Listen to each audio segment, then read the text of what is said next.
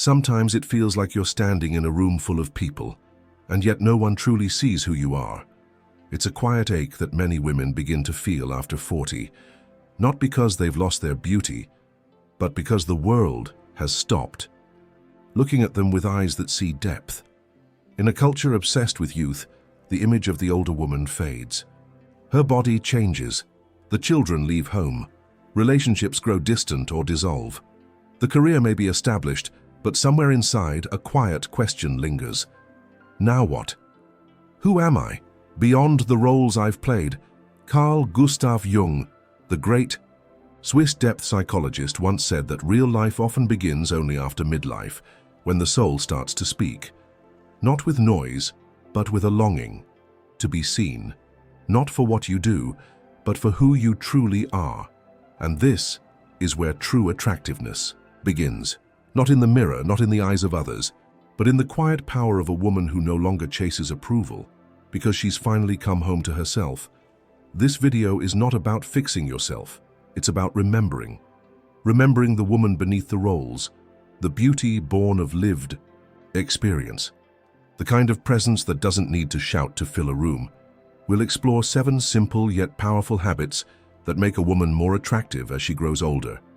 Not in the superficial sense, but in the deepest, most soul-filled way. Attractiveness, as Jung might put it, is the glow of a woman who has made peace with her shadow and now shines without fear. There is something quietly revolutionary about a woman who no longer waits to be chosen. She doesn't need the world to validate her worth. She doesn't ask for permission to feel beautiful, to rest, to say no. She has learned, often through pain, that the most sacred commitment she can make is not to a partner or a career or even her children, but to herself. In Jungian psychology, this is the moment when a woman reclaims her libido, not just as sexual energy, but as the vital force of her own becoming. When she was younger, that energy might have gone outward, to please, to nurture, to gain approval. But now it turns inward. She begins to choose in new ways. She eats what nourishes, not what punishes. She surrounds herself with people who elevate, not drain. She stops explaining her worth to those committed to misunderstanding her. This habit isn't loud, it's not flashy, but it's magnetic. There's a glow in a woman who wakes up each morning and whispers, not always confidently, but faithfully, "I choose me." Not because she's selfish, but because she finally knows. When she stands in her own center, everything else finds its rightful place, and that is irresistibly attractive. She doesn't need proof anymore. She doesn't second-guess herself like she used to, because somewhere along the way she learned her intuition was never wrong, only ignored.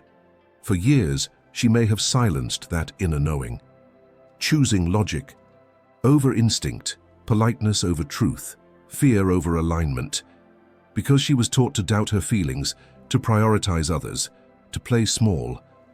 But with time, and often through betrayal, burnout, or a broken heart, she returns to her inner compass. That quiet pull in the belly, that shiver on the skin, that whisper that says, "This isn't right," or, "Yes, this is yours." Carl Jung called the unconscious the source of our deepest wisdom. For women, that wisdom often shows up first, as intuition, soft, mysterious, and often dismissed in a masculine world. But a mature woman no longer dismisses it. She walks into a room and feels what words will never say. She hears what is unspoken, and most importantly, she trusts it. This trust becomes her power. She no longer asks others to validate her choices. She doesn't need someone else to agree before she knows what's right. And there is something deeply attractive about a woman who is rooted in her own knowing. Not arrogant, not loud, just grounded, centered. She may not explain herself, but you'll feel it in her presence. She is guided by something ancient, something holy, something hers. There was a time when she made herself smaller, when her passion, her sharp mind, her deep feelings were too much, too loud, too sensitive, too emotional, too strong. So she dimmed her light, smiled politely, swallowed her fire. and learn to live with the ache of self-abandonment, but no more. Because something changes when a woman has lived long enough to see that the very things that made others uncomfortable are the very things that make her magnetic. Her intensity is no longer something she apologizes for. It's something she protects. She speaks with clarity, not because she wants to convince, but because she refuses to betray her truth. She feels deeply, not because she's fragile, but because she's alive. Carl Jung spoke of individuation, the process of becoming whole, and that wholeness includes fire, it includes chaos, it includes the wild, unfiltered power of a woman who finally embraces all of herself. Intensity in this sense is not aggression, it's presence. It's the energy of someone who is no longer afraid to be fully seen. And let's be honest, in a world obsessed with being easygoing and agreeable, a woman who owns her depth is unforgettable.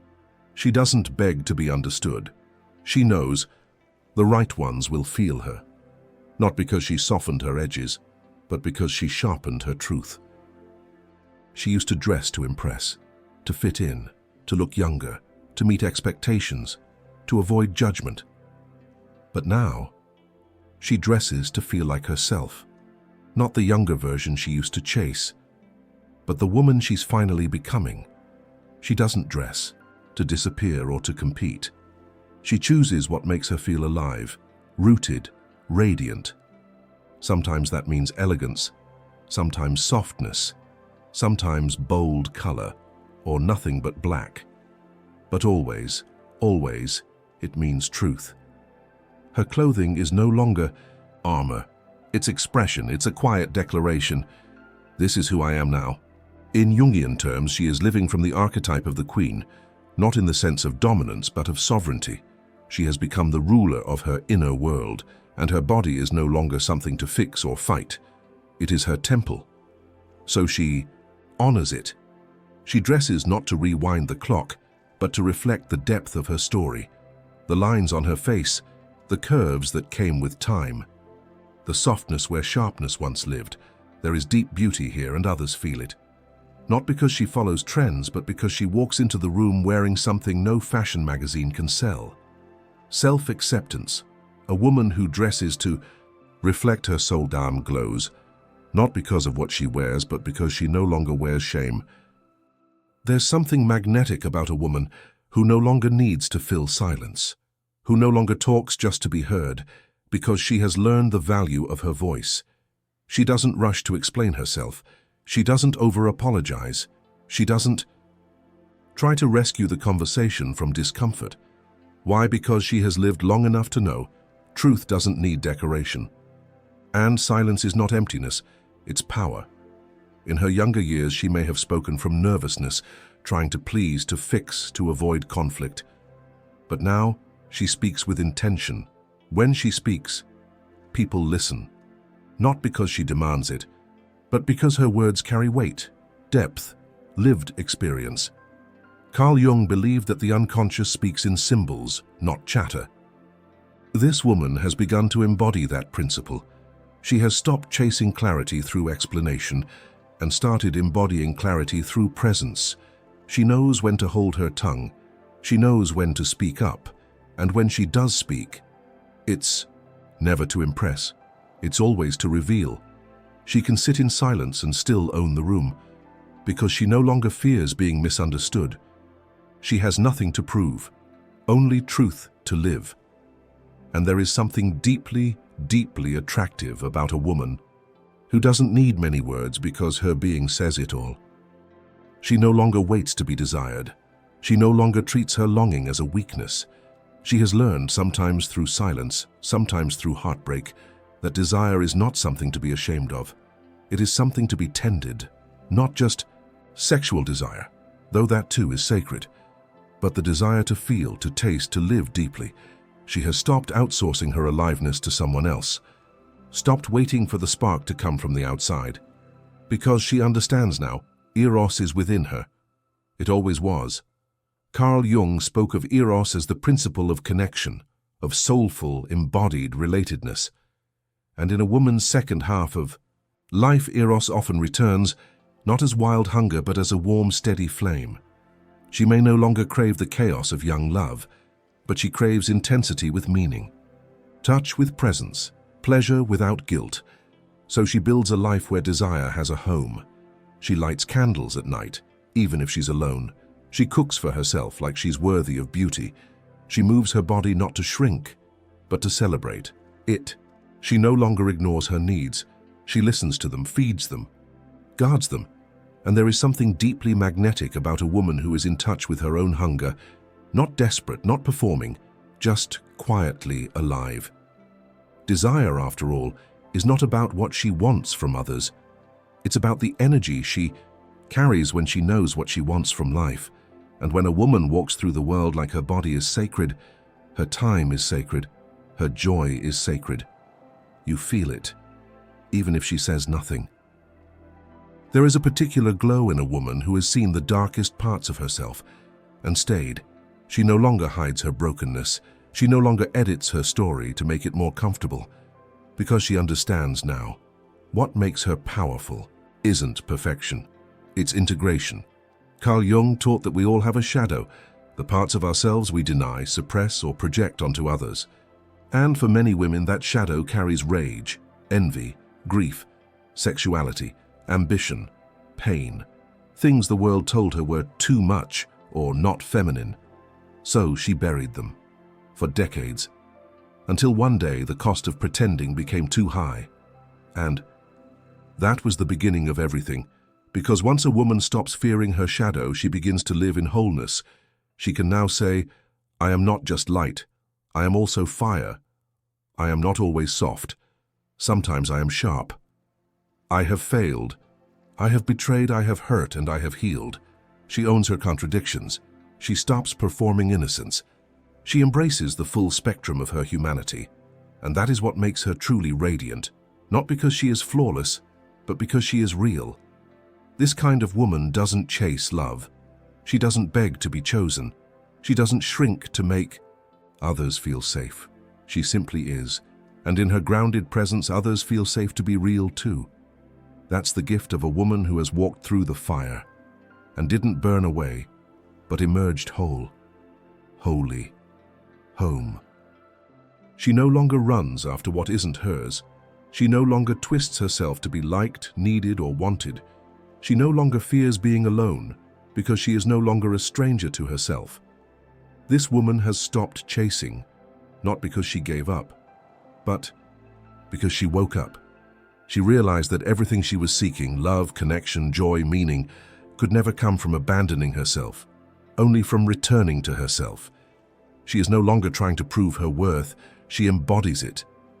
In the way she walks, in the way she says no, in the way she sits with herself in silence without reaching for a distraction. Carl Jung believed that individuation, the becoming of the true self, was life's great task. And here she is, a woman no longer fragmented, but integrated, no longer chasing youth, but radiating depth. And that is the most irresistible thing in the world. For habits to remember, daily practices for the soulful woman. Choose yourself, first gently every day.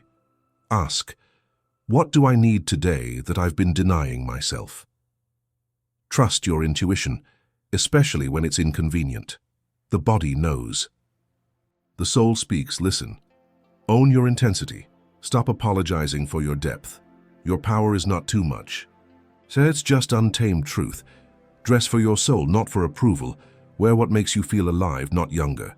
Speak less, but from the core. Silence is strength. Your words, when true, are enough. Tend your desires like sacred fire. Let joy, sensuality, and curiosity have space to breathe. Befriend your shadow, shine without fear. Wholeness is magnetic. Be all of you. You don't need to become someone else. You don't need more time, more beauty, more permission.